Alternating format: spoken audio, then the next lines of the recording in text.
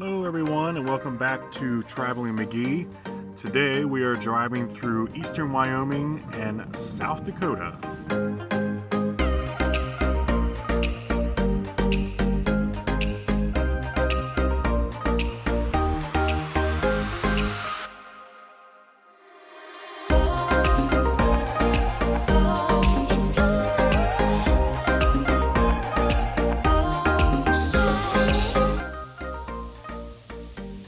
So I'm currently making my way from Buffalo, Wyoming to Hewlett, which is just north of Devil's Tower. Devil's Tower is a national monument run by the National Park Service, and it draws quite a few people, but mostly for the reason of rock climbing. It's probably one of the most well-known places to rock climb in the country.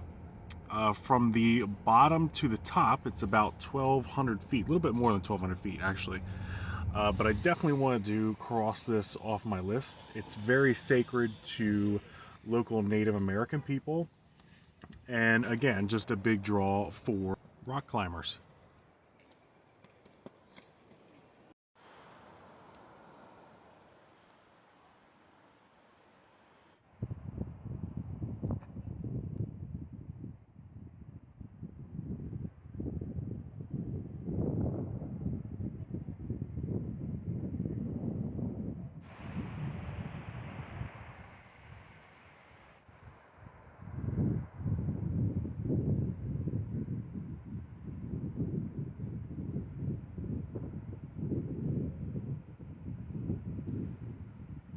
There is a really nice 1-mile loop trail that takes you around the base of Devil's Tower and eventually leads you back to the visitor center.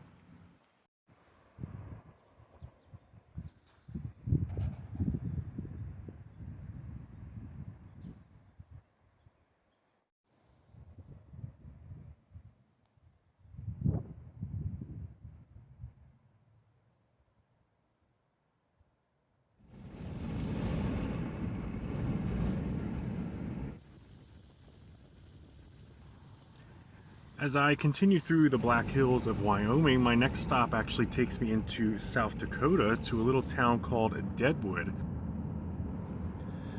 When the gold rush in South Dakota happened, Deadwood was put together pretty quickly, and it became a pretty notorious town for saloons and gambling halls and brothels and murders and street justice.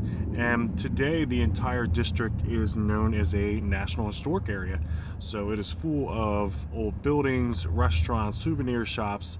They do live reenactments throughout the street. They shut the whole street down. Really cool town for what it is. Lots of different places to eat and hang out and take in some South Dakota history.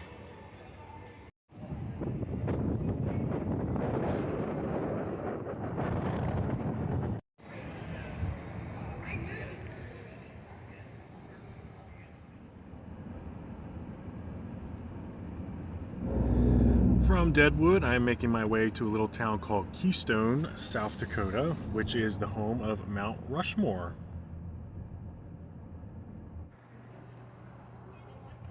Construction of Mount Rushmore began in 1927, and by 1939, all 4 faces were complete. The Mount Rushmore faces are those of the presidents Lincoln, Roosevelt, Jefferson, and Washington.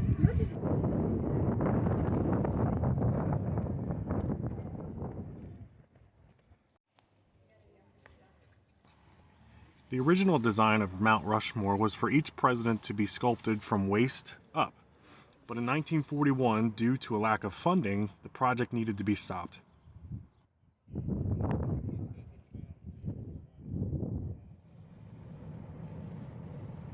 And from Mount Rushmore, I'm headed to check out Badlands National Park.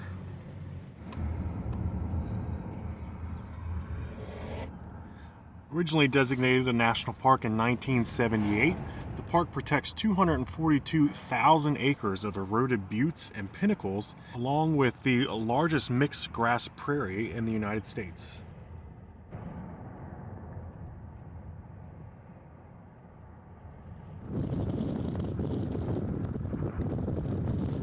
The best way to explore Badlands is to simply drive through it. There are several vistas and overlooks, but there is also a small hiking area with a couple different trails that you can do, lasting between 1 mile up to 15 miles.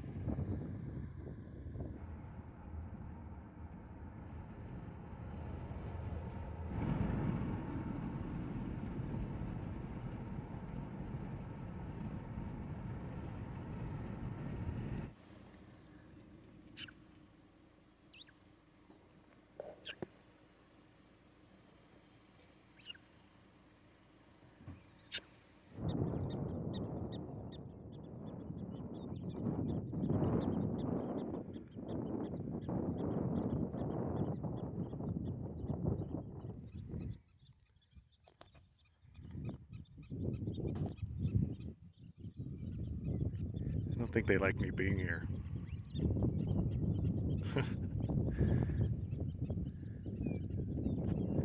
But they're everywhere.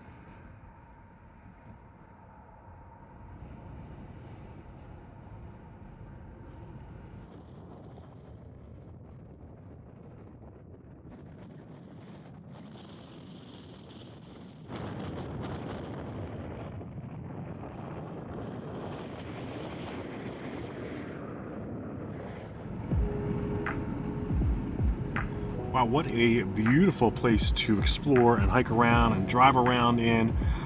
Definitely worth a visit if you're ever in this area. But that's it for me here in South Dakota. Next, I'm headed into Minnesota, and I'm going to be driving through the Midwest. So stick around. See you, everybody.